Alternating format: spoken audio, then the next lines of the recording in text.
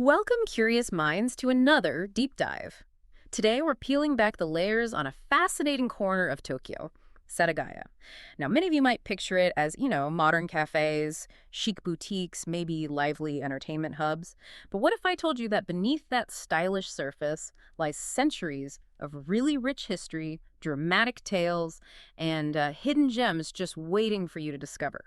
That's absolutely right. Our sources for this, they're a mix of local history blogs, some academic bits, even transcribed documentaries that really paint a picture of Setagaya that's, well, far more complex than you might think. Our mission today is basically to take you on a journey through time.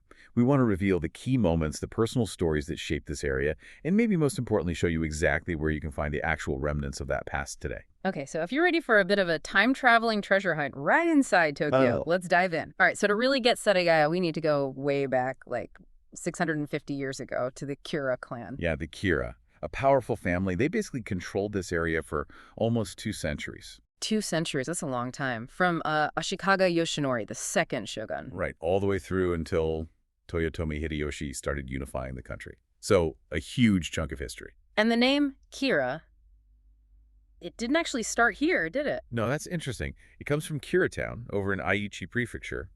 Their connection to Setagaya comes through a figure named Kira Yoshuji. And we have proof they were here early on, like written proof. We do. There's a letter from Kira Harui, dated 1379. That's the first time the family actually mentioned Setagaya by name. Wow, 1379, what did it say? He donated half of the Tsurumaki Manor to Tsurugaoka Hachimangu Shrine. So it also proves the name Tsurumaki was around over 600 years ago. That really anchors it. And, Japan back then was full of conflict. How did the Kira manage here? Remarkably, they seem to have kept things relatively peaceful in Setagaya itself, which is quite something for the times. We also know about Kira Shigetaka, the sixth head. He was actually a contemporary of Otodokan. Otodokan, the guy who designed Edo Castle. The very same. Records show they even fought side by side in campaigns. So they weren't just local lords, they were involved in bigger conflicts too. Oh, definitely. But they managed that stability here. And didn't Shigetaka build something we can still see? Yes. There's a cannon-do, a cannon hall, believed to be built by him. It's still standing. A tangible link. Amazing. And that period, the Muromachi period, it was also a cultural boom time, right? Absolutely. You had things like the Ashikaga Gakko, that famous center of learning, plus No and Kyogen theater really taking off. So it wasn't all just samurai stuff. So how did they hold on for so long through all those power shifts? What was the secret sauce? Well, smart alliances were key, like the marriage between Kira Yoriyasu and Saki. Saki. Yeah, she was the daughter of Hojo Yujitsuna, from the super powerful Odawara Hojo clan. Ah, the Odawara Hojo. Okay, that makes sense. Marrying into power. Exactly. Often just as important as winning battles back then. But it did end eventually. Oh. How did their rule wrap up? It ended with Kira Ujitomo. He was the last lord. He got caught up in Hideyoshi's big siege of Odawara in 1590. Tokugawa Ieyasu's forces defeated him. Ujitomo and his son, Yorihisa, then retired to Jisoin Temple in Tsurumaki. Ujitomo died there in 1603. So, a quiet end, in a way. Relatively speaking. And it's interesting, Ieyasu, once he took over the Kanto region, he was actually pretty lenient with old families like the Kira. Their names still carried weight. Okay, let's jump forward a bit. Edo period. Setagaya keeps changing. Right. It became home to the Setagaya Daikan, the magistrate's residence. Governing quite a few villages, right? Under the Hikon domain. That's right, 8 villages. Governed by the Oba family for the Hikon domain. And incredibly, you can still see parts of it. Near Kamimachi Station, you said? Exactly. And it's tied into something else really famous in Setagaya. Ah, let me guess. The Boroichi market. You got it. The Boroichi. That's the rag market. Such a great name. How did that start? Was it related to the Daikansho? Well, it actually started even earlier, back in 1578. Hoju Ujiyasu, another Hojo connection, issued a special market charter. For Setagaya Shinjuku, which is now Borichi Street. Precisely. It was an economic stimulus plan, basically, to boost local trade, get things moving. A free market initiative way back then. Yeah, and it laid the foundation for this tradition that's still going strong every January and December. Amazing persistence. Okay, fast forward again. Early 20th century. Big changes coming. Huge changes. Railways. That was the game changer. The Tamagawa Electric Railway, the Jirden, the gravel train. That's the one. Opened in 1907. Initially, yeah, mostly for hauling gravel from the Tama River. But people started using it too. Oh, absolutely. Yeah. It quickly became a major commuter line. And that just sparked massive residential development. People moving out from central Tokyo. So loads of new houses, new community. Exactly. And other lines followed the Odakyu in 27, Kyo in 13, and Okushira in 33, connecting Setagaya more and more to the city center. But it wasn't all smooth sailing, development-wise. Not entirely. Some areas, before later subway lines came in, were actually a bit isolated. They even got nicknamed landlocked islands for a while. Hard to get to. And then something major happened that shifted things again. The Great Kanto earthquake. 1923. Devastating event. But it had this unexpected side effect for Setagaya. Which was? A mass exodus of temples. From central Tokyo, which was heavily damaged, out to Karasuyama in Setagaya. Creating a whole temple town. Pretty much. Like... Karasuyama Teramachi. By 1955, there were 26 temples there. It's a really unique cluster. Shows how disasters can just completely reshape where things are located. So Setagaya Ward, as we know it on the map today, when did that officially form? 1932. It was a merger of several towns and villages into one administrative unit. But then, just over a decade later, more hardship, World War II. Yeah, the mid-20th century brought intense air raids. May 1945 was particularly bad for Setagaya. The ward office itself was destroyed. Yeah, tough period. Definitely. But after the war, there was this rebirth. Old military facilities, they got converted. Into housing school. It's exactly. Housing, nurseries, schools. Really vital stuff to support the recovery and the population boom that followed. So all these layers of history, how do they connect to Setagaya now? The modern, bustling place? Well, you see it in things like the Olympics. Setagaya hosted events in both games held in Tokyo. Right, Baji-kun, the equestrian park, and Komazawa Olympic Park. Yep, Komazawa had football, wrestling, even Koshukaido, that big road, was part of the marathon course. It just shows this continuous evolution, blending the history with modern infrastructure, global events. Today, it's Tokyo's biggest ward by population, second biggest by area, packed with famous spots, Sanchijaya, Shimokitazawa, Jugoka, Futaka Tamagawa.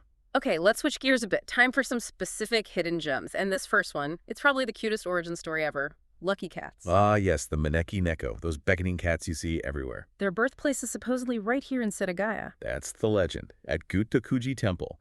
The story goes back to the Edo period, involving a general named Dine Otaka. Dine Otaka. Okay, what happened?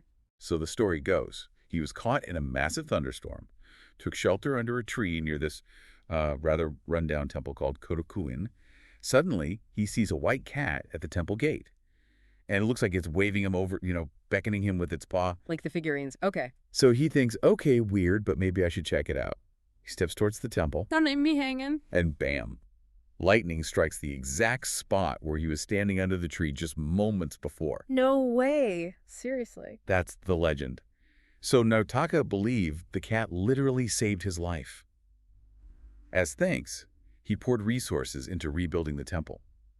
He renamed it Gōtokuji, using part of his own posthumous Buddhist name and acknowledging the cat's virtue or good deed, and he made it his family's official temple. That is an amazing story. So if you visit Gōtokuji today, what's the experience? Oh, it's fantastic. For you, the real highlight is the Maneki Neko dedication hall. Prepare yourself, because there are thousands of them, just rows upon rows upon rows of lucky cat figurines left by visitors. It's visually overwhelming in a good way. A sea of cats. Wow. Can you add your own? Absolutely. You can buy one at the temple shop. And traditionally, you can even ask a monk to perform an eye-opening ceremony to, awaken its spirit. Okay, that's cool. Anything else to look for? Definitely seek out the Maneki Neko canon. That's the temple's main deity, sort of believed to be the spirit of that original cat. And timing-wise. Maybe go early morning or late afternoon to avoid crowds. Cherry blossom season or autumn leaves obviously add to the magic. Oh, and look for the two family crests dotted around the temple grounds, a reminder of their connection. Got it. Gōtokuji Temple.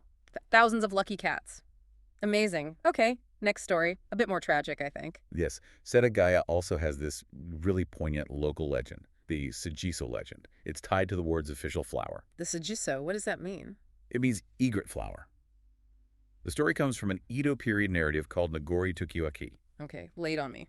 It involves Lord Kira Yoriyasu, right? Remember him from the Hojo marriage alliance? Yeah, the Kira Lord. So the legend says he was out hunting and shot a white egret. But tied to its leg was a poem. A poem? From who? It led him to Tokiwa-hime. She was the beautiful daughter of the lord of nearby Okasawa Castle. Yoriyasu was smitten and took her as a concubine. But I sense trouble brewing. Concubines often mean jealousy. Exactly. The other concubines got jealous. What They the- spread rumors, tricked Yoriyasu into believing Tokiwa-hime was unfaithful. Oh, no. And he believed them. He did. He expelled her from the castle. Heartbroken, she wrote a final letter to her father, tied it to her beloved pet white egret, and then took her own life. That's awful. What about the egret?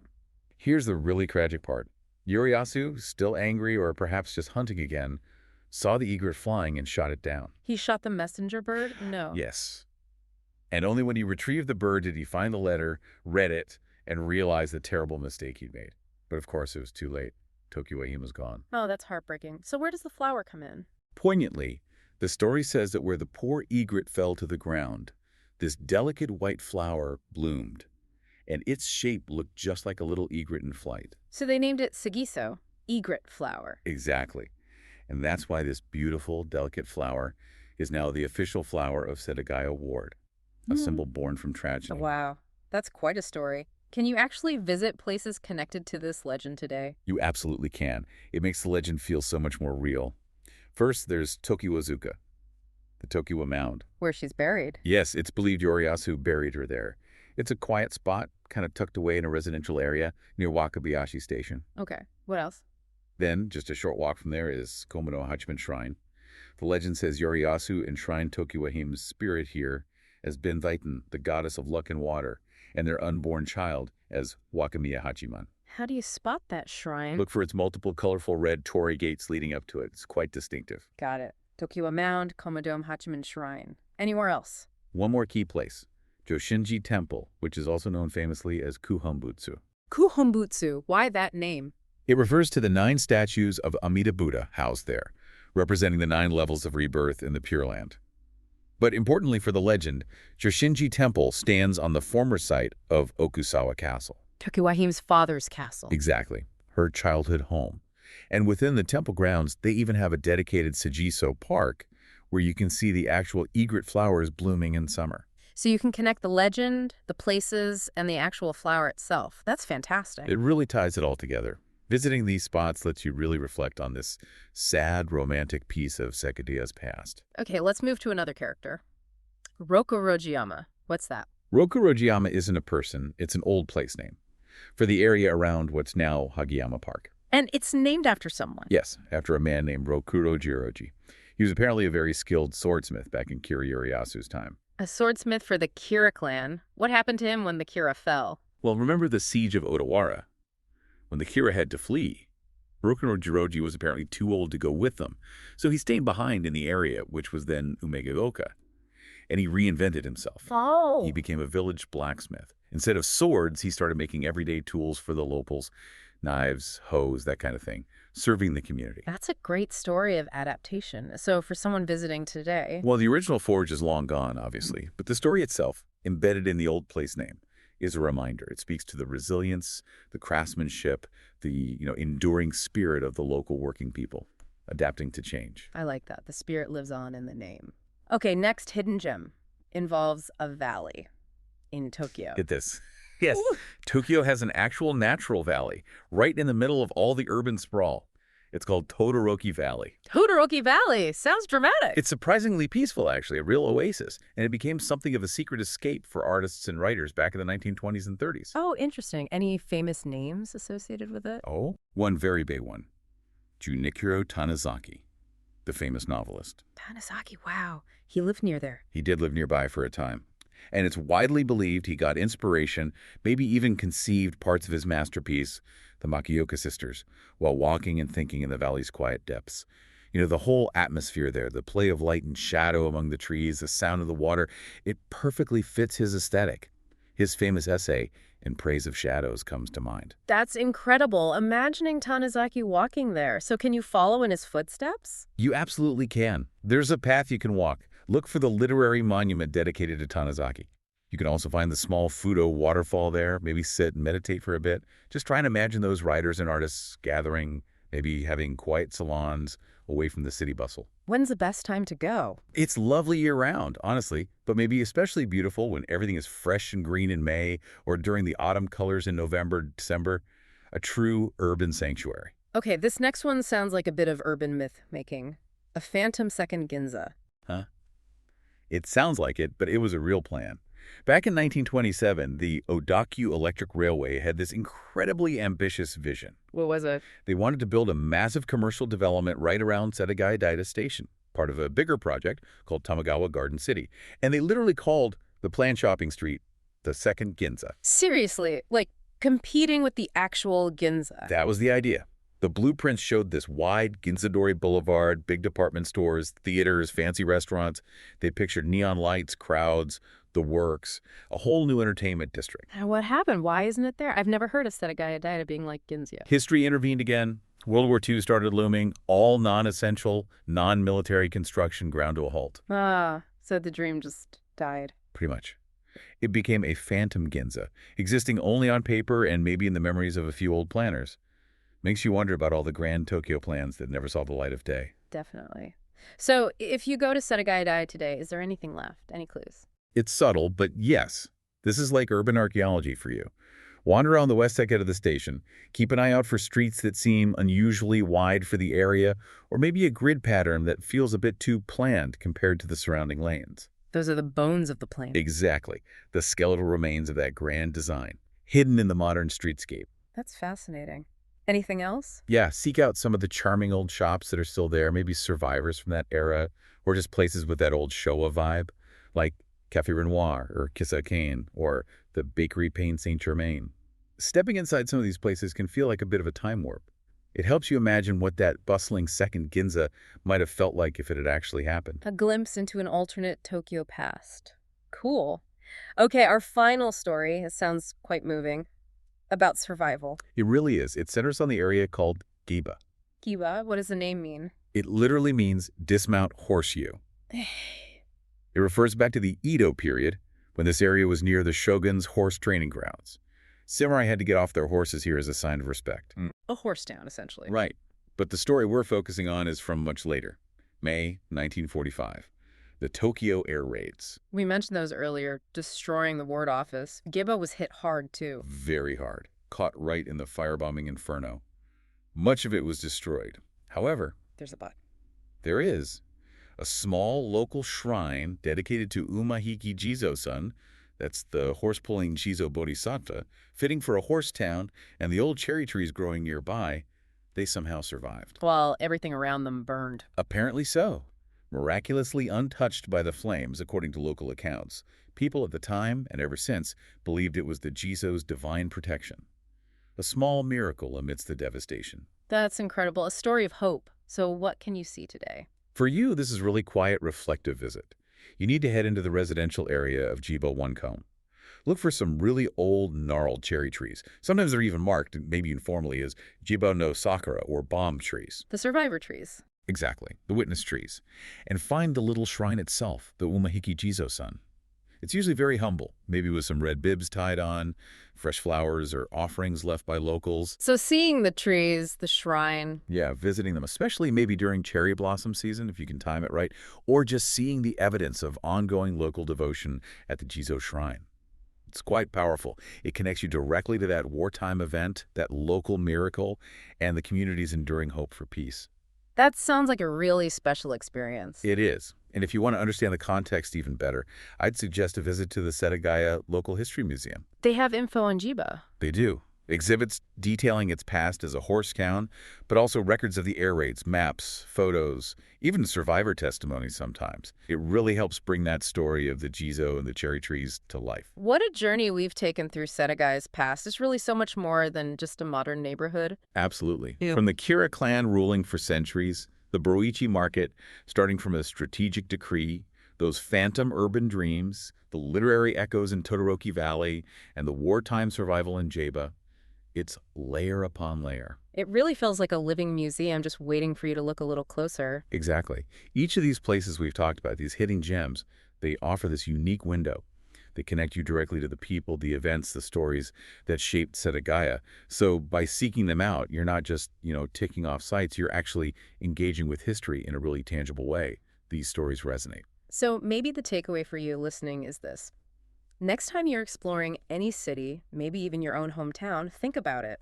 What other hidden stories, what layers of the past are waiting just beneath the surface in places you think you know well. There's always more to uncover. Definitely. The past is often just a quiet street corner or an old tree or a funny place name away, ready to surprise you.